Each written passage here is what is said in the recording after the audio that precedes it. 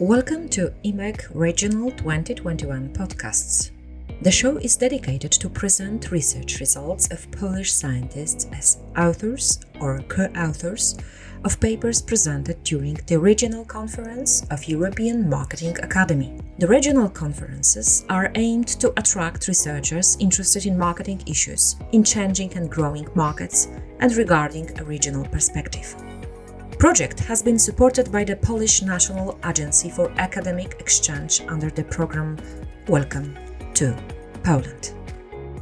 My guest is Dr. Przemysław Tomczyk, co-author of a paper presented during EMAC Regional 2021 conference under the title Does Propensity to Co-Create Value Affect Customer Engagement? Case study of the banking industry in Poland.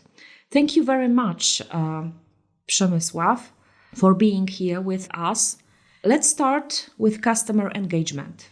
What is it and why it is important to study this phenomenon? Hello, everybody. Thank you very much for the invitation. The first question actually is absolutely accurate. Customer engagement is a broad term. Customers engage in different ways. Customers buy, customers recommend, customers feedback to the firm, etc., etc. And actually, the question is, what kind of different factors actually impact customer engagement in different industries? So getting back to the main question, what actually impacts customer engagement? The first intuitive answer is it depends on the industry. I chose banking industry because bankers usually build relationships with their customers, which means that actually they analyze customer engagement. They measure this in different ways. And actually in this research, I assumed that one of the customer engagement determinant is customer value co-creation. And now, what's customer value co-creation? Using very simple words, this is the phenomenon describing customers' engagement in creating the offer, in co-creating the offer, okay? Because let's share the engagement. Let's divide it into two different groups. The first engagement is, I would say, original. Customers buy, customers recommend, customers feedback, right? The second group of customer engagement behavior is creative behavior, okay? Customers are creative and customers are giving something to the firm. For example, they are giving ideas. And the firm, based on these ideas, creates different new offerings, different new solutions, and can run it to the market, right? This is how it works. And actually, the main hypothesis I stated in this research was, is the relationship between customers' creative potential and the, let's say, ordinary customers' engagement, okay? I divided ordinary customers' engagement into four different groups. First of all, as I said, customers buy. Second of all, customers recommend. Third of all, customers feedback. Fourth of all, customers word of mouth.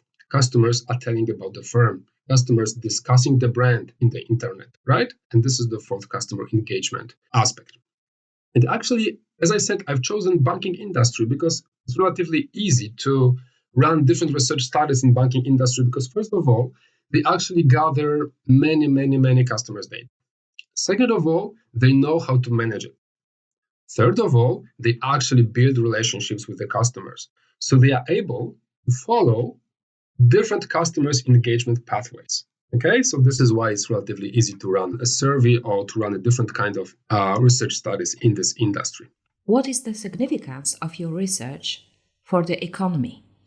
So the research study was conducted in 2019 among Polish bank customers. I interviewed about 200 of them. And actually, I obtained, in my opinion, very interesting results. First of all, I analyzed the relationship between propensity to create, so the creative potential of the customer, and willingness to buy. What is the relationship? The relationship is, I would say, irrelevant. What does it mean? It does not matter if the customer is creative or not. Okay? It doesn't impact his willingness to buy. In other words, when the customer wants to buy, it doesn't matter if he or she is creative or not. Okay, so this is the first point. But another question is, so when customers' propensity to co-create the offer is absolutely irrelevant to willingness to buy. So the question is, what is relevant then? Okay? Customer satisfaction is relevant because when a customer is satisfied, he actually doesn't need to be a creative man or creative person to buy more. Okay? So the customers don't have to be creative to buy more. Okay? So this is the first of all. Second of all, is there a relationship between customers' propensity to co-create and willingness to recommend with incentives? Okay, this is the second aspect of customer engagement. What does it mean actually? This means that customers recommend the bank's offer to other customers based on the incentives they received from the bank. Okay, let me give an example. So we can easily imagine then the bank offers you 50 zlotys when you recommend a customer who is going to open a bank account. Okay, so you, as a recommender, you will have 50 zlotys. The bank is going to give it to you, okay? Because you recommend the customer who's going to open a bank account, right? This is how it works. And now the question is, if the customer is more creative, okay, is he more willing to recommend bank's offer to other customers when he gets money from the bank or not? Okay, and the answer is it's irrelevant. It doesn't matter if the customer is creative or not. The money makes the work. What does it mean? This means that it doesn't matter if the customer is creative. It doesn't matter if the customer is satisfied. When banks offer the money to the customer to recommend another customer, this actually works. Okay, so this is the second of all. The third of all is to identify the relationship between word of mouth and propensity to co-create. Okay, and analogically, if the customer is a creative person, is he or she more willing to discuss the brand in the internet, to tell about the brand to their friends, to relatives, to other people? And the answer is yes. And this is the first thing when the relationship is positive, okay? As you remember probably, there is no relationship between propensity to co-create and willingness to buy. There is no relationship between propensity to co-create and willingness to recommend when the firm incentives, right? But the third of all, there is a relationship between propensity to co-create and willingness to discuss the brand in internet. Okay, what does it mean? This means that when you are a creative person, okay, it's more probable that you will be discussing the brand in internet. For example, you are looking through your wall on Facebook, okay, and somebody's writing something about your bank, let's say ING, right? When you are more creative person, there is more likely that you will respond to this post, okay? That you will comment this post or like or dislike this post, okay? So creativity, customers' creativity is strictly related with willingness to discuss the brand in internet, okay? Third relationship, but the first, which is statistically significant, okay? And the fourth of all, is there a relationship between customers' creativity and willingness to give feedback? This is quite an interesting thing because propensity to co-create means that customers perceive themselves as creative, okay? But willingness to give feedback means if they really feedback the firm, right? And what's the relationship? Yes, it's positive. Creative customers are much more willing to give feedback to the firm than non-creative customers, okay? I think it's quite easy to understand because when the customers feel creative, they usually think they have something interesting to say, right? And actually they do this, okay? So they call the banks or they write to the banks, and they suggest different ideas, different changes, different new offers, etc., right? This is how it works. Okay, so summing this up a bit, I actually analyzed 4 different relationships, okay? 4 different relationships. I checked if propensity to co-create is connected with Willingness to buy? No. Willingness to recommend? No. Willingness to discuss the brand? Yes. Willingness to feedback the firm? Yes. Okay? Do you think your research could be interesting for researchers and practitioners outside Poland? We should consider what is the significance of the research for the economy. Okay? I think the answer on this question is quite easy because, first of all, we clearly see that customers' creativity doesn't matter when you consider the sales. Okay? So when you are a sales manager in banking industry, it doesn't matter if your customers are creative or not, because you should concentrate on sales, and propensity to co-create doesn't impact sales. So it's not your problem if they are creative or not. Okay? But if you are a social media manager, yes, it's significant because you are targeting different customers, and your goal to achieve is to encourage customers to post your bank or to comment on the post regarding your bank or to like the posts regarding your bank, etc., etc.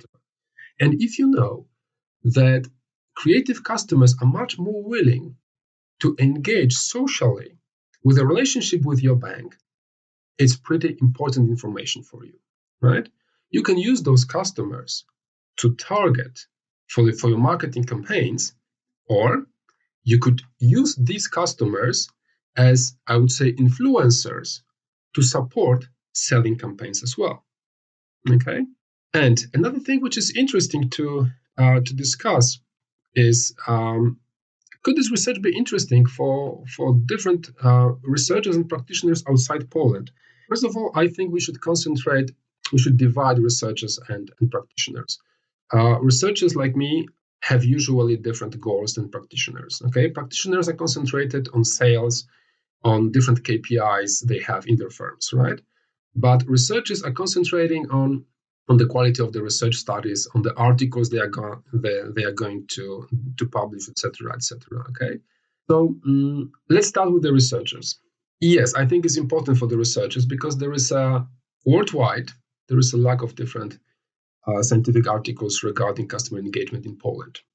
Actually, customer engagement as a field, as a scientific field, is very, very, very widely used among different scientific papers worldwide.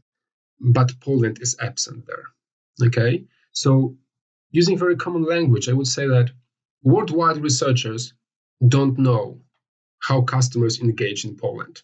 Okay, and this research study actually shows this.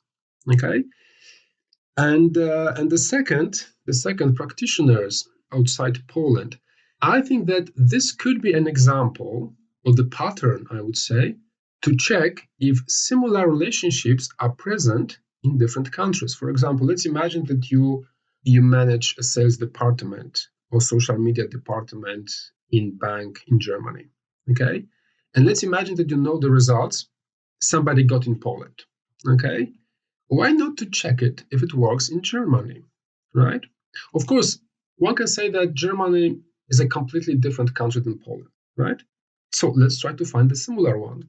Poland and Czech Republic, Poland and Lithuania, Poland and Romania, Poland and Bulgaria, okay? Probably this research study's result could be interesting for different banking practitioners from Central and Eastern Europe, because those countries are similar to Poland. Thank you, Przemysław, for the interesting insight into customer engagement in the context of the banking sector in Poland. Thank you very much.